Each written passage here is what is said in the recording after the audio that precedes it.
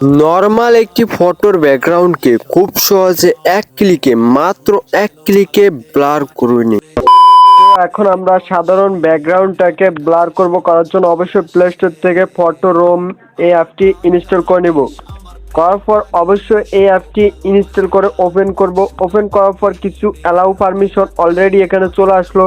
তো এই পারমিশনগুলো সবগুলো আমরা দিয়ে অ্যালাউ করে দিব। তো এখানে আমরা একটি অপশন দেখতে পারবো, তো স্টার্ট ফ্রম ফটো। তো আমরা ব্যাসে ক্লিক করব। ব্যাসে আমরা ক্রিয়েটে ক্লিক করব। ক্লিক করার পর নিচে আসার পর দেখতে পাচ্ছি ব্লারে ক্লিক করব। এখন এখান থেকে আমরা যেই ফটোটা ব্লার করতে চাই, তো আমরা সেই ফটোটা গ্যালারি থেকে অবশ্যই সিলেক্ট করব।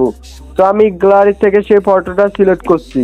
তো আমি এখন সাপোজ হিসাবে এই ফটোটা অবশ্যই ব্লার করব ব্যাকগ্রাউন্ডটা, তো অবশ্যই এটা সিলেক্ট করব।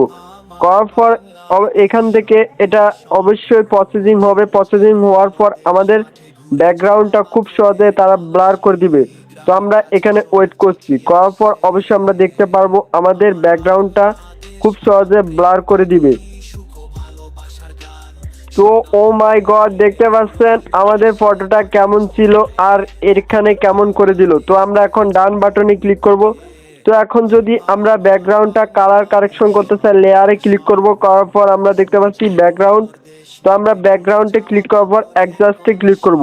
তো এখান থেকে আমরা ব্রাইটনেস কম বেশি করতে পারবো। এখন এখান থেকে আমরা একটা জিনিস নিয়ে কাজ করব।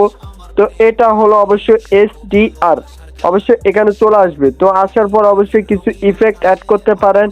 তো এখান থেকে আমরা কিছু ইফেক্ট অ্যাড করে নিলাম, নিউন ইফেক্ট। তো অবশ্যই আপনারা অ্যাড করে নেবেন। তো এখন এই কাজটি করার পর অবশ্যই ডান বাটনে ক্লিক করব। তো এখান থেকে এখন এটা সেভ করব। তো আমরা ভিউটা দেখতে পাচ্ছি আমাদের ফটোটা কেমন হলো। তো দেখুন এই হলো আমাদের ফটোটার বিফোর, আর এখন আফটারটা দেখুন কতটা সুন্দর, এমনকি জোস এবং ইন্টারেস্টিং। তো এখন এটা সেভ করার জন্য এক্সপোর্ট বাটনে ক্লিক করব। ক্লিক করার পর মেবি লেটারে ক্লিক করব। তো দেখতে পারবেন এটা অলরেডি আমাদের সেভ টু গ্যালারিতে ক্লিক করার পর ডান বাটনে ক্লিক করব। তো এখন প্রমাণ স্বরূপ আমরা গ্যালারিতে অবশ্যই চলে আসবো। আসার পর অবশ্যই আমাদের কাঙ্ক্ষিত ফটোটা আমরা এখানে দেখতে পারবো। তো দেখতে পাচ্ছেন আমরা যে ফটোটা এখানে অবশ্যই ব্লার করে নিলাম, ব্যাকগ্রাউন্ডটা এখানে চলে আসলো। তো পরের ভিডিওতে আমরা দেখাবো কিভাবে আমরা ফটোটাকে খুব সহজে ক্লিয়ার করতে পারি, স্মুথ করতে পারি।